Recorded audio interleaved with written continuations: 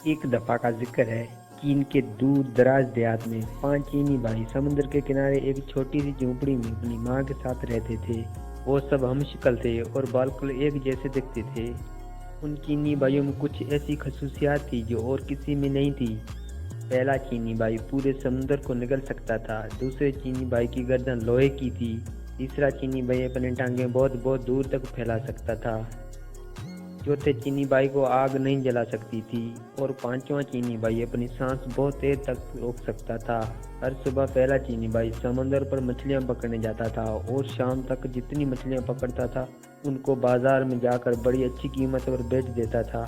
एक दिन समंदर पर जा रहा था तो पड़ोसियों का एक लड़का भी उसके साथ हो गया। उसने बहुत मना किया लेकिन लड़का बाज नहीं आया। दोनों जब समंदर पहुंचे तो पहले चीनी बाई ने एक ही सांस में तमाम समुद्र का पानी निगल लिया।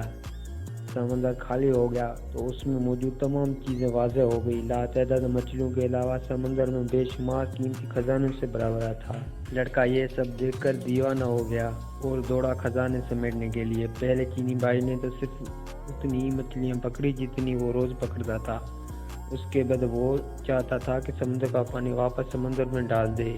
उसने लड़के को आवाज़ दी लेकिन लड़का कभी एक चीज़ उठाता कभी दूसरी की जानवर लपकता। उससे कुछ सुनाई नहीं दे रहा था।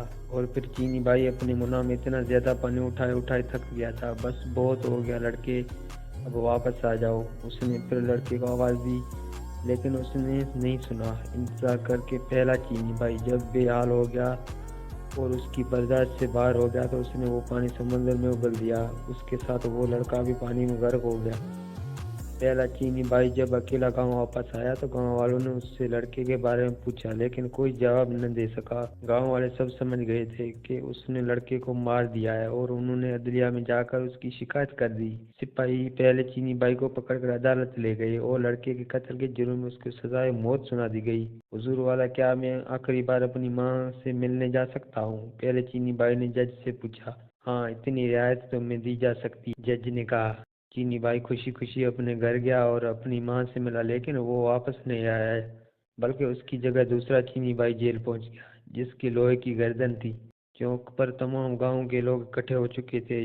जलाल हाथ में तलवार लिए मुजरिम की गर्दन उड़ाने के लिए तैयार खड़ा था। सिपाही मुजरिम को पकड़ कर लाए और उसकी गर्दन शिकंजे पर रख दी। जलाल आगे बढ़ा और पूरी कुवत से तलवार मुजरिम की गर्दन पर मारी लेकिन दूसरा चीनी भाई मुस्कुराता हुआ उठ खड़ा हुआ। क्योंकि उसकी गर्दन लोहे की थी इसलिए तलवार ने उस पर कुछ असर नहीं किया। ये देखकर गांव का हर शख्स सख्त बरहम हुआ और उसको मारने के लिए कुछ और तरीके सोचने लगा। फिर जज ने फैसला किया कि इसको समुद्र में डुबो कर मारा जाए। अगली सुबह सजा से पहले दूसरा चीनी भाई जज के पास गया। जनावाला, क्या सजा से पहले आखिरी बार अपनी माँ से मिल सकता हूँ? हाँ, ये एक रियायत तुम्हें दी जा सकती है, जज ने इजाज़त देते हुए कहा। इजाज़त मिलते ही खुशी खुशी अपने घर की तरफ चला लेकिन अगले दिन वो वापस नहीं आया, बल्कि उसकी जगह तीसरा चीनी भाई जेल वापस आया जिसकी टांगें लंबी हो जाती थी। उसकी सजा की तैयारी होने लगी। सारा गांव समुद्र के किनारे जमा हो चुका था। सिपाही उसको कुश्ती में बिठाकर समुद्र के दरमियान में पहुंच गए जहाँ पानी गहरा था और तीसरे चीनी भाई को उठाकर पानी में फेंक दिया। तीसरा चीनी भाई समुद्र में गिरा तो उसकी टांगें लंबी होने लगी, लंबी लंबी और बहुत ज्यादा लंबी हो गई कि समुद्र के तह से जा लगी और डूबने से बच गया। उसका मुस्कुराता हुआ चेहरा देखकर सिपाही और तमाम गांव वाले आग बबूला हो गए। इस बार उन्होंने फैसला किया मुजरिम को आग में जला दिया जाए। अगली सुबह वो जज के पास गया। हुजूर वाला, क्या मैं आखिरी बार अपनी माँ से मिल सकता हूँ? हाँ, तुम्हें अब इतनी रियायत दी जा सकती। जज ने न चाहते हुए भी उसको इजाज़त दे दी। वो खुशी खुशी अपने घर की तरफ दौड़ा लेकिन माँ से मिलकर वो वापस नहीं आया, बल्कि उसकी जगह चौथा चीनी भाई वापस आया। गांव वाले चौक पर जमा हो गए और सिपाहियों ने आग का एक बहुत बड़ा अलाव दिखाया जिसके शोले आसमान को छू रहे थे। फिर चौथे चीनी भाई को उस आग में धकेल दिया गया।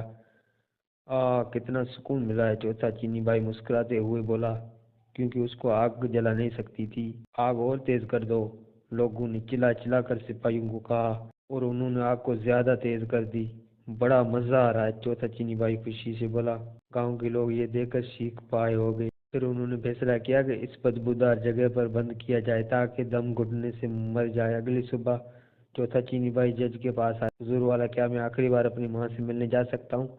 हाँ, इतनी रियायत तुम्हें दी जा सकती है। जज भी इस बार गुस्से से बोला, इजाज़त मिलती है। इजाज़त मिलते ही चौथा चीनी भाई दौड़ा दौड़ा अपने घर गया, लेकिन वो अपनी माँ से मिलकर वापस नहीं आया, बल्कि उसकी जगह उस पांचवा चीनी भाई आया।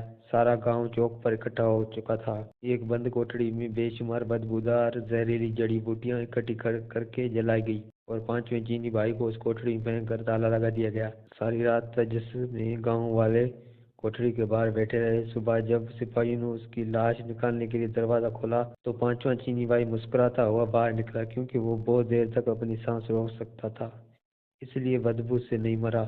लोग ये देखकर का बका रह गए। जज आगे बढ़ा और बोला, तुमने हमने तुम्हें हर मुमकिन तरीके से मारने की कोशिश की, लेकिन तुम हर बार बच गए। इसका मतलब है कि तुम बेगुनाह और लहजा तुम इसका मतलब है कि तुम बेगुनाह हो, लिहाजा तुम्हें इस जुर्म से बावजूद बरी किया जाता है। अब तुम आज़ाद हो। तमाम गांव वालों ने भी जज की उस बात पर इत्तेफाक किया और उसका पीछा छोड़ दिया। वो खुशी खुशी अपने घर की तरफ दौड़ा, जहाँ उसकी माँ और चारों चीनी भाई उसका इंतजार कर रहे थे। उनकी बाकी जिंदगी हंसी हंसी खुशी गुजरी।